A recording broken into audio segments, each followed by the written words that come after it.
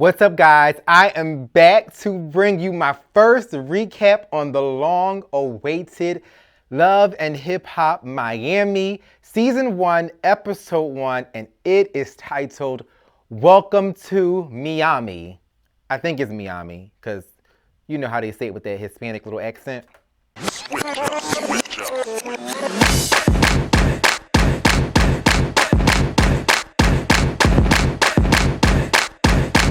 Now first, I must start off by saying that I was excited about this new city in the franchise because we get some fresh blood, a new storyline, a new direction, a new location. But honestly, I don't really know any of these people. The only people that I've ever heard of was Trick Daddy, Trina, and Pretty Ricky, and Shay. But I'm going to jump right into this recap and more so get us all acclimated with who these new characters and who the cast is.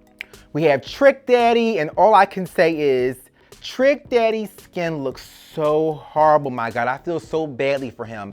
I have never seen a human being alive with skin that texture. Other than Jermaine Jackson, my God. But it definitely looks casket ready. He is casket sharp.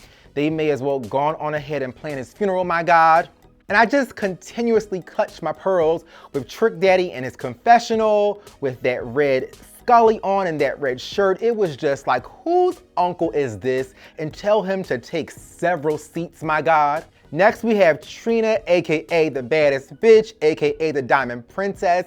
I actually love me some Trina. I don't listen to her music that much, but I just like her, so I'm glad she's on the show. And I don't think that Trina is gonna get into too much drama because I do know that she is mindful of her brand, but I think her objective is to, I guess, bring some attention to the album that she plans to do with Trick Daddy, and it's going to be the Trina and Trick album, the TNT album, my God. Next, we have a young man named Prince, who I think is so sexy. We did not get to see him in this episode, but he was definitely in the opening credits, so I can't wait to see what his role is on this show. But that young man is a cutie. He definitely could be baby daddy potential for me, my God. Next, there is a man named Gunplay, who I guess is a rapper who was in jail. I first and foremost must say that I'm not sure if he's cute or ugly. I haven't decided as of yet. I feel like he's supposed to be cute, but something isn't connecting for me. His teeth are horrible, but in certain shots, he looks like he could have some kind of sex appeal, so I don't know. The judgment is out on that. I haven't confirmed my judgment on if I feel like Gunplay is sexy or attractive or not. I do know that he has a girlfriend named Kiara, and she was shot 3 times, my God, in a drive-by shooting, so they're definitely gonna have some messiness and some drama going on. Next, I have on my list this beautiful Dominican chocolate woman named Amara La Negra.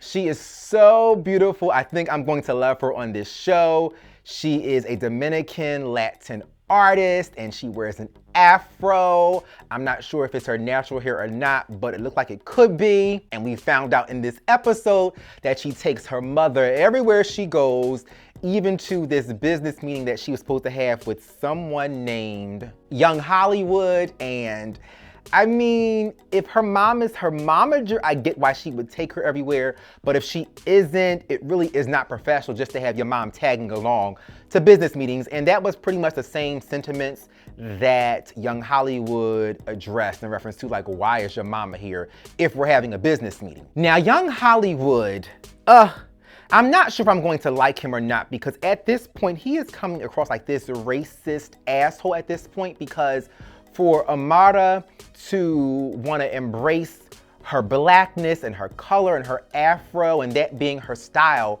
for him to say less Macy Gray and more Beyonce, when we've seen Beyonce on several occasions embrace afros and embrace her blackness. So that wasn't really a good comparison, other than him saying maybe that he wants her to be more versatile, but to try to package her in something completely different than who she really is a tad bit fraudulent, especially because she wants to be true to who she is. Then when he said, you can't be elegant with the afro, I'm thinking this dude is so low-key racist, or he has color issues, because he kept mentioning how Amara was so stuck on this blackness and black that and embracing her brown skin. And it's just like, you're an asshole at this point, because with him being a producer and not willing to market her based on how she currently looks, because I personally feel and believe that there is a market. She has a look, she has a brand, she has it going for her. What she is presenting is sickening, it's gorgeous, I love it. But I was so glad that when he began to apologize, because the things that he was saying was definitely racial and offensive. When he began to apologize and then he called her psycho, I was so glad that she walked out, because I'm like, this dude is an asshole. Please don't do no business with him.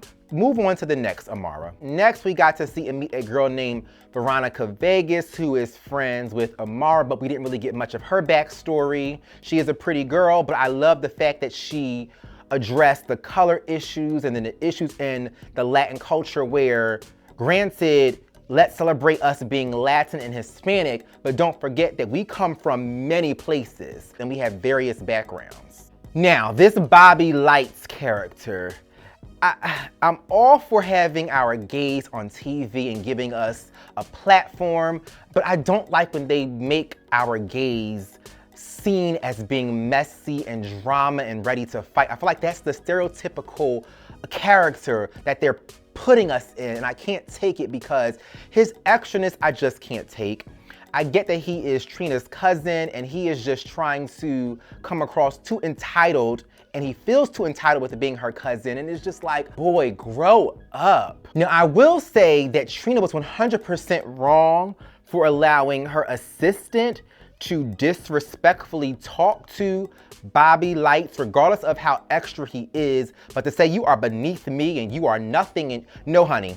Let's not forget, Trina is your boss and this is her family. Nothing should come between family, regardless of how extra your family member is being. That boy, Trina's assistant, should have never called Bobby out of his name, and I'm a tad bit annoyed with Trina, and I expected her to have checked her employee for disrespecting her cousin, because while Trina can say her employees have been trained and groomed to operate a certain way around her and in her presence, that going off on your cousin and calling him names and so on and so forth was so inappropriate, and it does not seem like he is groomed to be in that position. But Bobby Lights, it does not help for your ass to have thrown a drink, and I get it, but you bring too much extraness, especially when Trina has already stated that you have caused fights at other appearances that she's had in the past. Like, this is just not gonna work. So while Trina's assistant was dead wrong, Bobby was just as wrong for throwing that damn drink, acting like a damn female. Just because we're gays does not mean that we always have to put on this female persona.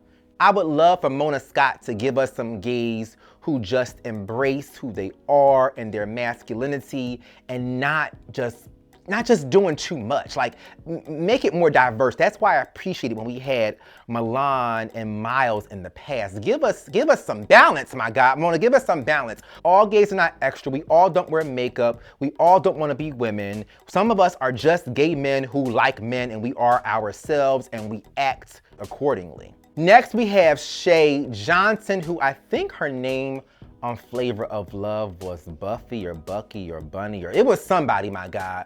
But I'm happy for her because she finally gets to be the lead cast member on a reality show. She has been struggling for years to make it on a reality show as a lead cast member, but she has always been an extra, and she's made it. She's in the opening credits as Shay Johnson, and she's dating Pleasure P from Pretty Ricky. And I gagged because I did not know that Pleasure P had put on a few pounds, but what I will say is, I do love me a thickums, and he does still look sexy even with the weight on. But I was annoyed by him wanting to, well, I was annoyed by Shay because of Pleasure P wanting to make amends with his group and work on getting some new coins and getting some reunion coins, my God.